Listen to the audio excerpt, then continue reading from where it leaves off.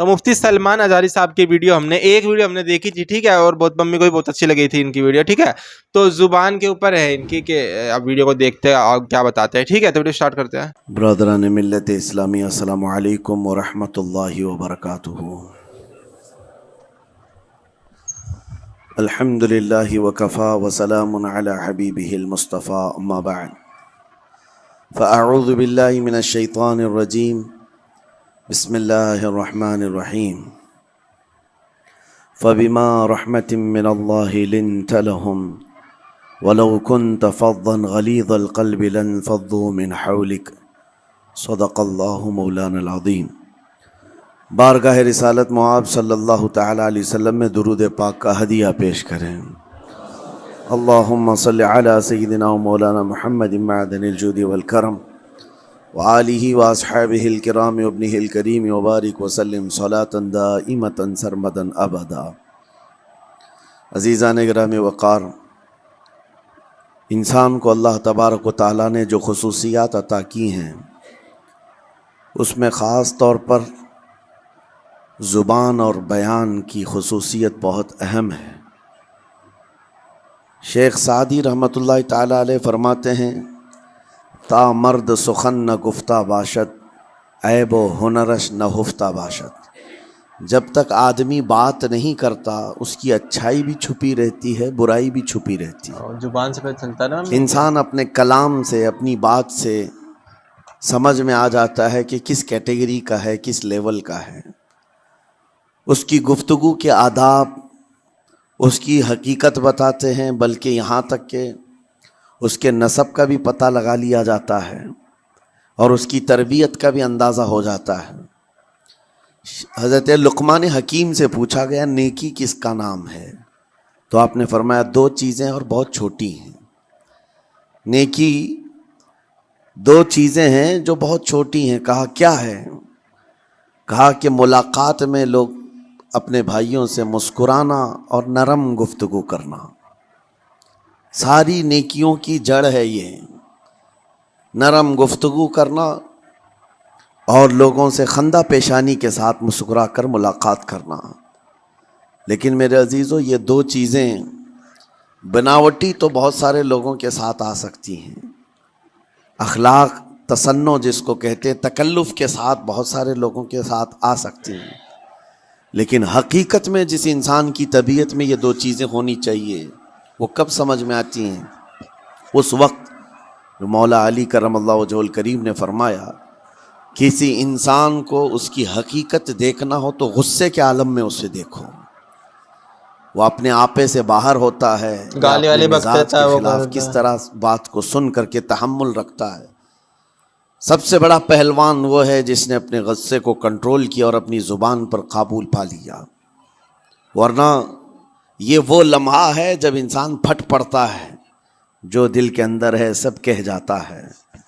آپ کو میں بتاؤں، نبی کریم صلی اللہ تعالیٰ علیہ وسلم کے عظیم اخلاق کریمہ، بخاری شریف کی حدیث ہے، حضور مسجد نبوی میں تشریف فرما ہے. اس وقت مسجد نبوی، آج ہو سکتا ہے آپ کے ذہن میں جو امیج ہے مسجد نبوی کی، بہت بڑی عالی شان مسجد، لیکن وہ زمانہ نبوی میں اس طرح کی نہیں ہے. کچی دیواریں تھی، مٹی کی، اوپر چھپر کے چھت پڑے ہوئے تھے اور مٹی کی زمین تھی. یہ مسجد نبوی کی شکل اس زمانے میں حضور اکرم صلی اللہ تعالیٰ علیہ وسلم اپنے صحابہ کے ساتھ بیٹھے ہیں. ایک دیہات کا رہنے والا شخص آیا. ایک بات یاد رکھیں کہ دیہات میں، گاؤں میں رہنے والوں کے اخلاق اور تمیز میں بڑا فرق ہوتا ہے، ان کے ہاں آداب کی کمی ہوتی ہے. وہ شخص آیا اور مسجد نبوی میں آ کر حضور صلی اللہ علیہ وسلم سے کچھ بات چیت کیا اور تھوڑی دیر کے بعد مسجد میں ہی کھڑے ہو کر پیشاب کرنا شروع کیا. بخاری شریف میں یہ مسجد میں حدیث پیشاب موجود کر رہا ہے. ممی. جب مسجد نبوی میں کھڑے ہو کر پیشاب کرے تو صحابہ اکرام سب دیکھ کر کے دوڑانے لگ گئے، خذوہ خذوہ، پکڑو اس کو، پکڑو اس کو. اور صحابہ دوڑاتے تھے، وہ پیشاب کرتے ہوئے بھاگتا تھا پوری مسجد میں. نبی پاک صلی اللہ تعالی علیہ وسلم نے فرمایا دعوہ، چھوڑ دو اس کو، کر لینے دو، پیشاب کر رہا ہے مسجد میں، چھوڑ دو اس کو. جب وہ صحابہ اکرام حضور کا حکم سنتے ہیں سب پیچھے ہٹ گئے. تھوڑی دیر کے بعد نبی کریم صلی اللہ تعالیٰ علیہ وسلم نے صحابہ سے فرمایا پانی کے ڈول بھر کر کے لائے جائیں. صحابہ سے ہی منگوایا, پانی کے ڈول بھر کر کے لائے گئے اور مسجد نبوی کے میدان میں فرش پر بہایا گیا اور صاف کیا گیا. اب وہ شخص نہایت ہی ڈرا سہما کھڑا تھا, میرے ساتھ کیا ہوگا پتہ نہیں, میں نے پیشاب کیا, اب مجھے یہ لوگ قتل کر ڈالیں. نبی کریم صلی اللہ تعالیٰ علیہ وسلم نے قریب بلایا اور فرمایا, نہایت نرم گفتگو کے ساتھ حضور فرماتے ہیں یہ اللہ کا گھر ہے, یہاں پیشاب نہیں پیشانیاں رکھی جاتی ہیں, سر رکھے جا. بس یہ جملہ ہے, بخاری شریف میں موجود ہے. یہاں عبادت کی جاتی ہے. اتنا کہہ کر رخصت ہو گئے, رخصت کر دیا. وہ دیہات سے آیا ہوا جو نوجوان تھا یا شخص تھا, باہر نکلتے ہی وہ کلمہ طیبہ پڑھ کر حضور کی غلامی میں شامل ہوا. میں نے وہ بلند عالی اخلاق نہیں دیکھے. نبی کریم صلی اللہ علیہ وسلم کے بارے میں قرآن کہتا ہے فَبِمَا رَحْمَةٍ مِّنَ اللَّهِ لِنْتَ لَهُمْ, اللہ کی رحمت سے آپ لوگوں کے لیے نرم ہیں, اس لیے لوگ آپ کے ارد گرد لگے ہوئے رہتے ہیں. وَلَوْ كُنْتَ فَظًّا غَلِيظَ الْقَلْبِ لَانْفَضُّوا مِنْ حَوْلِكَ, اے رسول اگر آپ سخت دل ہو جائیں تو پھر یہ سب چھٹ جائیں گے, آپ سے دور ہو جائیں گے. اس رسول کے لیے جب کہا گیا ہے کہ اگر آپ سخت ہو جائیں تو لوگ چھوڑ کر کے دور ہو جائیں گے, تو ہمارے اور آپ کے لیے کس قدر لہجے کی پابندی ضروری ہے. ہاں عزیزان گرام وقار, اپنی گفتگو, اپنے کلام, اپنی بات چیت سے آپ اپنے سلیقے بتاتے ہیں. گالی گلوچ کرتے ہوئے جن کی صبح شامیں ہوتی ہیں ان کو دیکھ کر کے ہی پہچان میں آ جاتا ہے کس گھر سے یہ تعلق رکھتا ہے, کہاں ان کی تربیت ہوئی ہے, کس طرح ان کے آداب سکھائے گئے. اسی لیے میرے عزیزو, بچوں کو آوارہ بھی نہ چھوڑ دینا کہ وہ اپنی زبان گلی کوچوں سے سیکھ کر کے جائیں. کل کو ہوگا یہ کہ اس کی زبان کی وجہ سے لوگ تمہیں تان و تشنیع کریں گے, اس کا باپ ایسا ہوگا اس لیے بچہ ایسا ہے, اس کی ماں اس طرح ہوگی اس لیے اس کی گفتگو ایسی ہے. کیونکہ موسٹلی زیادہ طور پر بچے اپنے ماں باپ کے اخلاق کو نقل کرتے ہیں, ٹرانسفر ہوتی چلی جاتی ہیں. ایک بار حضور اکرم صلی اللہ تعالیٰ علیہ وسلم مسجد نبوی سے باہر نکل کر جا رہے ہیں. توجہ میرے عزیزو, اخلاق کہاں دکھانے چاہیے اور ہماری بات چیت کے انداز ہمیں کہاں ہونا چاہیے میں آپ کو بتاؤں. حضور تشریف لے کر جا رہے ہیں, صحابہ اکرام کھڑے تھے حضور کے اطراف. مدینہ طیبہ کی ایک بوڑھی خاتون جس کا ذہنی توازن کھویا ہوا ہے, یعنی وہ دماغی طور پر ڈسیبل ہے, اور وہ آئی جا رہی تھی. لوگ جب بھی اس کو دیکھتے راستہ کاٹ لیتے, وہ جس کو بھی پکڑتی تھی سنانا شروع کرتی تھی, جو منہ میں آئے بکنے لگ جائے, اور لوگوں کو تنگی محسوس ہونے لگتی. صحابہ نے دیکھا کہ یہ عورت آ رہی ہے, حضور کی طرف آ رہی ہے. سب نے حضور صلی اللہ علیہ وسلم کو گھیر لیا, اس کا راستہ روکنے کے لیے. اب آئے گی اور نبی کریم صلی اللہ علیہ وسلم کے پاس اگر زبان درازی کرنے لگ جائے, پاگل عورت ہے, اور بک بک کرنے لگ جائے, حضور پاک صلی اللہ علیہ وسلم کے ادب میں کہیں کمی نہ آ جائے. صحابہ کا یہ ہمیشہ اہتمام رہتا. حضور اکرم صلی اللہ علیہ وسلم نے دیکھا تو صحابہ سے کہا ہٹ جاؤ, اس کو آنے دو, ہٹ جاؤ, اس کا راستہ چھوڑ دو. صحابہ نے کہا یا رسول اللہ صلی اللہ علیہ وسلم, اس کا ذہنی توازن ٹھیک نہیں ہے, دماغی طور پر وہ عورت ٹھیک نہیں ہے. وہ آئے گی اور لمبی باتیں کرتی ہے, لا یعنی باتیں کرتی ہے, کہیں آپ کی شان پاک میں کوئی گستاخی نہ ہو جائے. صحابہ روک رہے تھے. حضور پاک صلی اللہ علیہ وسلم نے سختی سے فرمایا, ارشاد فرمایا ہٹ جاؤ, اس کا راستہ چھوڑ دو. مجھے پتا ہے پورے مدینے میں اس کی کوئی نہیں سنتا, میں بھی نہ سنوں تو کس کو سنائے گی, اگر میں بھی نہ سنوں تو وہ کس کو سنائے گی. یہ میرے مصطفیٰ کریم صلی اللہ تعالیٰ علیہ وسلم کے دربار عالی جاہ کی وہ بلند اخلاق کریمانہ کی ایک مثال ہے, جس کو خود میرے آقا نے فرمایا بعثت لأتمم مکارم الاخلاق. عزیزان گرامی وقار, لوگوں کے آج حالات ایسے ہیں کہ اچھے لوگوں کے ساتھ اخلاق الگ دکھائے جاتے ہیں، چھوٹے لوگوں کے ساتھ اخلاق الگ دکھائے جاتے ہیں. سٹیٹس کا آدمی ہو تو اس کے امیروں کے ساتھ ساتھ الگ ملنے کے رہتے طریقے غریب. الگ ہیں، اور غریب کوئی آ جائے، فقیر کوئی آ جائے تو اس سے ملنے کا انداز الگ ہو جائے. یہ نہ ہو، یہ ہم سب کے لیے نصیحت ہے. اسی ممبئی کی سرزمین پر میں آپ کو بتاؤں، ایک ماہم شریف میں بزرگ حاجی صاحب ہوا کرتے تھے، آج سے تقریباً 10-12 سال پہلے کی. وہ کئی لوگوں سے ایک سوال کرتے تھے پکڑ پکڑ کر کے کہ میرا ایک سوال ہے، آپ جواب دیں گے، میرا ایک سوال ہے. کئی علماء سے انہوں نے پوچھا، مجھ سے بھی انہوں نے، جب میں نیا تھا مصر سے پڑھ کر کے آیا تھا، میرے پاس آ کر کہا کافی سالوں سے میرے ذہن میں ایک سوال ہوتا ہے، میں آپ سے بھی پوچھنا چاہتا ہوں. کہا بتائیے کیا ہے. کہا میں حضور سرکار مجاہد ملت رحمت اللہ علیہ کا مرید ہوں. علامہ حبیب الرحمن مجاہد ملت، رئیس اعظم اڑیسہ، جن کے خدمات جلیلہ آج ہو سکتا ہے نئی جنریشن کو نہ معلوم ہو، ان کا لقب ہے مجاہد ملت، جنہوں نے سنیت کی بقا کے لیے اپنا تن من دھن سب قربان کیا تھا. وہ مجاہد ملت عظیم بزرگ ولی کامل ہے.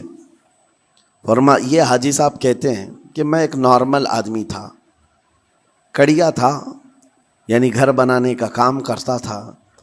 جب وہ ممبئی تشریف لاتے تو دوڑ کر کے ہر جگہ سے لوگ ملنے آتے، میں بھی گیا تھا. اور اس وقت میں جوان تھا. حضور مجاہد ملت رحمت اللہ علیہ کی بات وہ بتا رہے ہیں کہ لوگ لائن لگا کر کے مصافحہ کر رہے تھے، مل رہے تھے. جب مل رہے تھے تو پھر میرا نمبر آیا، میں ملنے کے لیے گیا. بزرگوں کے سب ہاتھ چومتے ہیں، یہ ہمارے سنیوں کے طریقے ہیں. ادب، علماء ذوی الاحترام کے ہاتھوں کا بوسہ لینا یہ مستحسن ہے، یہ ہمارے آداب میں سے، معمولات اہل سنت میں سے. تو جب سب لوگ ان کے دست بوسی کر رہے تھے، ہاتھ چوم رہے تھے، میں بھی قریب گیا. اور جب میرا نمبر آیا، میں ہاتھ چومنے کے لیے گیا تو انہوں نے میرا ہاتھ لے کر خود ہی چوم لیا. وہ بزرگ عالی جاہ ولی کامل جن کو دنیا مجاہد ملت کہتی ہے، میرا ہاتھ انہوں نے چوم لیا. اور میرے اندر ایسی پشیمانی تھی کہ میں کیا کروں سمجھ میں نہیں آیا. میں ایک معمولی سا کڑیا، اور کہاں ان کا مقام، کہاں میرا. تو اس کے بعد وہ اس بے چینی میں رہتے تھے کہ ایسا کیوں کیا، ایسا کیوں کیا، کیونکہ پوچھنے کا موقع ہی نہیں ملا. ایک بزرگ تھے، انہی کے خلیفہ تھے حضور مجاہد ملت کے، انہوں نے اس کا جواب دیا. میرے عزیزو کیا بہترین جواب تھا. حضرت مجاہد ملت رحمت اللہ تعالی علیہ یہ چاہتے تھے کہ ہزاروں لوگ ہماری تعظیم کرتے ہیں تو کہیں ہمارے دماغ میں بادشاہت کا خیال نہ آئے، ہم غریب اور فقیر کا ہاتھ چوم کر اپنے نفس کی مخالفت بھی کرتے ہیں. اخلاق کریمانہ دکھانے کے لیے سٹیٹس والوں کے ساتھ ہی نہیں، غربا فقراء کے ساتھ بھی وہ اخلاق ہوں. نبی کریم صلی اللہ تعالی علیہ وسلم کے وہ آداب آج اگر آپ اپنا لیں، بہت ساری کڑوی چیزیں ویسی ختم ہو جائیں. آج ممبئی کی سرزمین پر سب سے بڑا یہ چیلنج ہے بات کرنے میں. نوجوانوں کے تو آج پارے چڑھے ہوئے ہوتے ہیں، ان سے کوئی بھی بات کر لے، جس تیور میں یہ بات کرتے ہیں ایسا لگتا ہے کہ ابھی لڑائی ہو جائے گی، ابھی جھگڑا ہو جائے گا. اس کی عادت سی بن گئی ہے. آپ کو پتہ ہے فرمایا گیا، عربی کا قول ہے جراحت السنان لها التیام ولا یلتام ما جرح اللسان. تلوار سے، چاقو سے دیا ہوا زخم سوکھ سکتا ہے، زبان سے دیا ہوا زخم کبھی نہیں سوکھتا. زبان سے دیا ہوا زخم نہیں سوکھتا. بولنے سے پہلے 1000 بار اس بات کو خیال ہونا چاہیے کہ میں جس کو بول رہا ہوں کہیں اس کا دل چھلنی تو نہیں ہو جائے. میری زبان یہ ہوتی 50 گرام کی چھوٹی زبان ہے، لیکن بڑے بڑے لوگوں کے کلیجے چیر کر رکھتی ہے، بڑے بڑے لوگوں کے دلوں میں سوراخ کر کے رکھتی ہے، زخمی کر کے رکھتی ہے اس کا استعمال. اسی لیے روایت میں ملتا ہے کہ جب انسان صبح کرتا ہے تو سارے اعضاء، ہاتھ پیر آنکھ کان ناک، سارے اعضاء سب سے پہلے زبان سے یہ عرض کرتے ہیں، اس کی پناہ مانگتے ہیں، کہتے ہیں آج تو صحیح سلامت رہے گی تو ہم سب صحیح سلامت رہیں گے، اور اگر تو پھسل گئی تو عذاب ہم پر بھی ہوگا. زبان بولتی ہے، مار کسی اور کو پڑتی ہے. کوئی زبان کو مارتا نہیں ہے, گالی زبان دیتی ہے, لیکن مار کبھی پیٹھ پہ پڑتی ہے, سر پہ پڑتی ہے, ہر جگہ پڑتی ہے. تو یہ زبان نبی کریم صلی اللہ تعالی علیہ وسلم نے ارشاد فرمایا, من یضمن لی ما بین لحیتیہ وما بین, حضور پاک صلی اللہ تعالی علیہ وسلم فرماتے ہیں جس نے دو چیزوں کی ضمانت مجھے دے دی, حفاظت کی, میں اسے اضمن لہ الجنہ, میں اس کو جنت میں لے جانے کی ضمانت دیتا ہوں. دو چیزیں کیا ہیں؟ حضور فرماتے ہیں ایک دو جبڑوں کے بیچ میں جو موجود زبان ہے اس کی حفاظت کر لے, اور دو رانوں کے بیچ میں جو شرمگاہ ہے اس کی حفاظت کر لے. یہ دو چیزیں جس نے بچا لیا میں اس کو جنت میں لے جانے کی ذمہ داری دیتا ہوں. واہ. کہ حضور مطلب ممی ان کا دل کیسا تھا, انہوں نے کہا کہ اگر ان کا دل تھوڑا سخت ہوتا یا دوسروں پہ وہ سخت ہوتا, جیسے حضرت عمر ٹھیک ہے تھوڑے ان کا مزاج تھوڑا ویسا ہوتا تو لوگ ان سے تھوڑا دور دور رہتے, لیکن وہ اتنا مطلب ان کا دل ویسا تھا لوگوں کے لیے. اس کی وجہ شاید یہ بھی ہوگی بچپن میں جو ان کا دل نکال کے دھویا تھا تو ساری جو بھی چیزیں تھی وہ نکل گئی, صرف اچھی چیزیں رہی. ٹھیک ہے, تو ان کا دل اتنا اچھا تھا کہ پیشاب تک کر دیا. مطلب آج کے ٹائم میں اگر کوئی ایسا کر دے مسجد میں جا کے تو اب پتہ نہیں اس کے ساتھ کیا ہوگا. لیکن حضور کے سامنے یہ سارا واقعہ ہوا اور بعد بولا چلو ٹھیک ہے, انہوں نے یہاں پہ پیشاب نہیں کرتے, یہاں پہ سر رکھتے اپنا, ہے سر جھکاتے اپنا. تو وہ اس کے بعد صحاباؤں سے دھلوایا ہے. صحاباؤں کا ممی بہت بڑا رتبہ ہے اسلام میں, جنہوں نے حضور سے مطلب اسلام قبول کیا نا ان کو صحابہ کہتے ہیں. ٹھیک ہے, تو ان کا بہت بڑا رتبہ, اور ان سے پیشاب دھلوایا تو یہ سوچو. اور وہ بھی ایسا نہیں, انہوں نے بھی گھمنڈ نہیں کیا کہ ہم مطلب کیوں دھوئے کسی کا پیشاب, ہے کہ نہیں. جیسے شیطان نے منع کر دیا تھا کہ ہم انسانوں کے سامنے کیوں جھکے, ہم تو اتنے بڑے وہ ہیں ایسے. لیکن صحابہ ہے, انہوں نے دیکھو پیشاب کر دیا کسی نے اور وہ دھویا ہے, تو یہ بھی کتنی بڑی بات ہے کہ جو ان سے جڑ بھی گئی ہے ان کا دل بھی مطلب تھوڑا نرم ہو چکا ہے. تو وہ یہ زبان کی بات ہے کہ اگر پیار سے بولو گے تو کچھ بھی ہو سکتا ہے نا. وہ کتنے اچھے تھے کہ ایک عورت تھی جو کہ محلے میں گلی میں گھومتی تھی تو سب لوگ اس کا مذاق مخول اڑاتے تھے کہ پاگل عورت پاگل عورت. ایک دن وہ حضور کے پاس آئی تو سب نے کہا کہ یہ عورت پاگل ہے, یہ کچھ بھی کر دے گی, پتھر مار دے گی. تو انہوں نے کہا نہیں, اس کو آنے دو, اس کا تم کوئی بھی لوگ نہیں سنتے, اس کو میں بھی نہ سنوں گا تو کون سنے گا. اتنے اچھے سے انہوں نے کہا کہ میں نہ سنوں گا تو کون سنے گا. تو ان سے پتہ چلتا ہے کہ زبان کو کنٹرول میں رکھنا چاہیے اور سوچ سمجھ کے بولنا چاہیے کہ اس کو کیا کہہ رہے ہیں. کسی بندے کا ہمارے کارن دل تو نہیں چر جائے گا, تو زبان اپنی کنٹرول میں رکھے. اور ایک چیز اور بتائی تھی جو کہ میں بھول گئی ہوں, ویڈیو بہت اچھی تھی, بہت اچھے سے سمجھایا. اس سے میں انسان کا پتہ لگتا ہے کہ انسان کیسا ہے, اس کی زبان سے ہی پتہ لگ جاتا ہے کہ وہ انسان کیسا ہوگا, اس کے اندر کا ویوہار کیسا ہے. اور وہ انسان چپ ہی رہے گا تو ہم کیسے پہچان سکتے ہیں اس کو کہ وہ انسان کیسا ہے. اور اس سے اس کے گھر کا بھی پتہ لگتا ہے, اس کا گھر کیسا ہوگا, اس کے گھر کے لوگ کیسے ہوں گے, اس کا ویوہار کیسا ہے, سنسکار کیسے ہے, یہ سب پتہ لگ جاتا ہے اس سے. تو جب رشتہ دیکھنے جاؤ لڑکی کے لیے تو لڑکے کو غصہ دلا کے دیکھو. ٹھیک ہے, تو ملتے ہیں نیکسٹ میں, تو لائک اور سبسکرائب کریں, بائے.